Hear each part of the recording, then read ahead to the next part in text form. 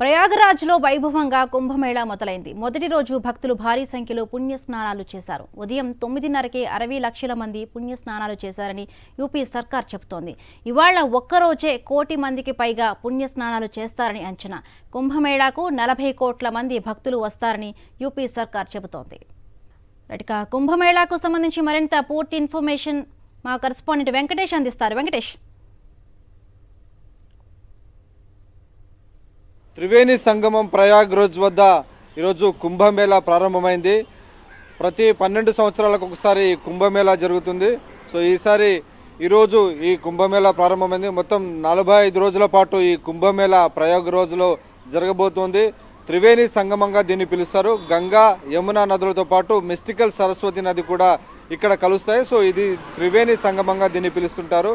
So 12 ఏళ్లకు ఒకసారి వచ్చేటువంటి ఈ కుంభమేళాలో పవిత్ర స్నానాలు ఆచరిస్తే వారందరికీ పుణ్యం దక్కుతుందనేది భక్తుల విశ్వాసం. సో ఆ నేపథ్యంలో ఉత్తరప్రదేశ్ ప్రభుత్వం వచ్చేటువంటి భక్తుల కోసం పెద్ద సంఖ్యలో ఏర్పాట్లు చేసింది. దాదాపు 45 రోజుల పాటు ఈ కుంభమేళా జరుగుతుండడంతో సుమారు 40 కోట్ల మంది భక్తులు వస్తారని అంచనా వేస్తున్నారు. ఇప్పటికే ఈ ఉదయాన్నే దాదాపు 50 నుంచి 60 లక్షల మంది భక్తులు ఉదయాన్నే షాహీ స్నానాలు ఆచరించారు. రేపు కూడా ఈ షాహీ స్నానాలు ఉండబోతున్నాయి. సో దాదాపు 6 ముఖ్యమైనటువంటి స్నానాలు ఉంటాయి. సో అందులో భాగంగా ఈరోజు రేపు 2 రోజుల పాటు షాహీ స్నానాలుగా పిలుస్తుంటారు.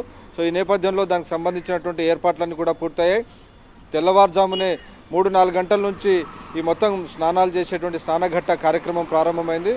అలాగే ఈ మొత్తం కార్యక్రమంలో పాల్గొనేందుకు పెద్ద సంఖ్యలో 13 అఖాడాలకు సంబంధించినటువంటి సాధు సంతువులు కూడా ఈ కుంభమేళాలో పాల్గొంటున్నారు. సో ఈ కుంభమేళాలో అఖాడాలకు సంబంధించినటువంటి సాధు సంతువులు ఒక ప్రత్యేకమైనటువంటి ఆకర్షణగా నిలవబోతున్నారు. చాలా పెద్ద సంఖ్యలో వచ్చేటువంటి ఈ ఆధ్యాత్మిక ఉత్సవంలో ఎలాంటి అపశృతి దొరలకుండా పెద్ద సంఖ్యలో దాదాపు 50,000 మంది పోలీసులను బందోబస్తు కోసం నియమించారు.